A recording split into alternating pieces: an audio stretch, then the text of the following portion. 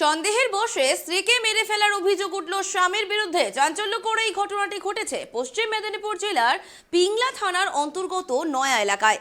জানা গিয়েছে, স্ত্রীর সাথে পরপুরুষের বিবাহ বহির্ভূত সম্পর্ক রয়েছে।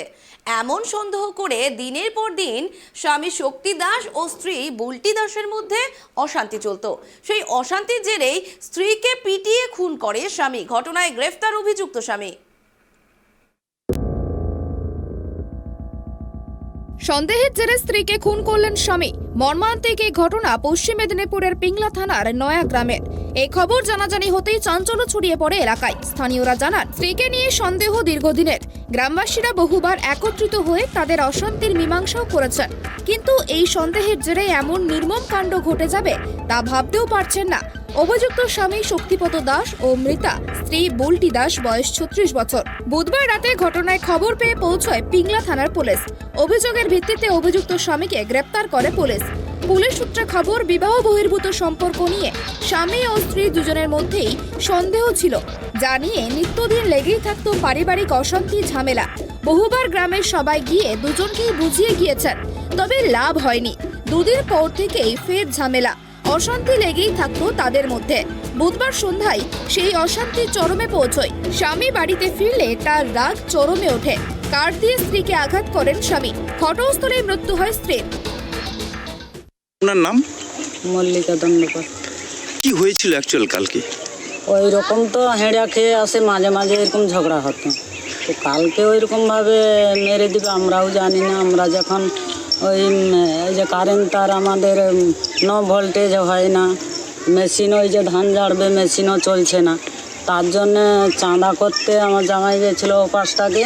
তো ওই চাঁদা করতে যখন আসে দেখে না, ও কাঁদতিছে আঁকুড় করে, বলে মা আমার কি হলো, আর তুই বেঁচে যা না। ওই যখন ওরা যে বলে তখন আমরা জানতে পারছি, নাই তো আমরা জানি না। ঘরের ভিতরে না, এই জন্য আমরা বুঝতে পারিনি।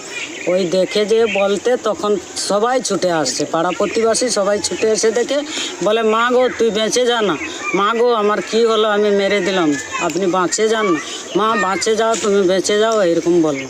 কে বলছে ওই কথা? ওর স্বামীটা, ওই ছেলেটা। যে আপনারা এসে কি দেখলেন? হ্যাঁ, আপনারা এসে কি দেখলেন?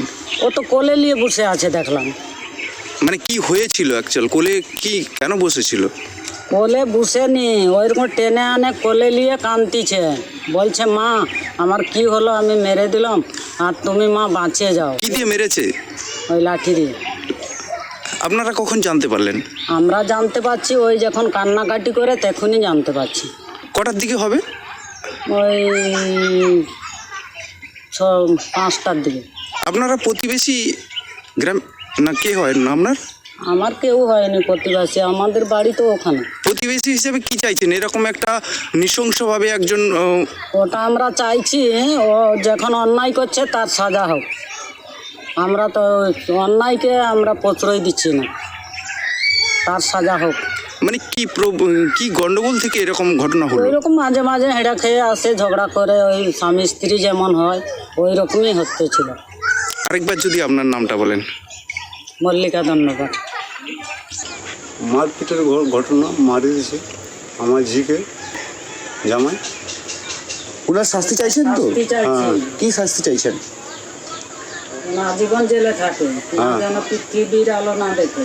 হ্যাঁ।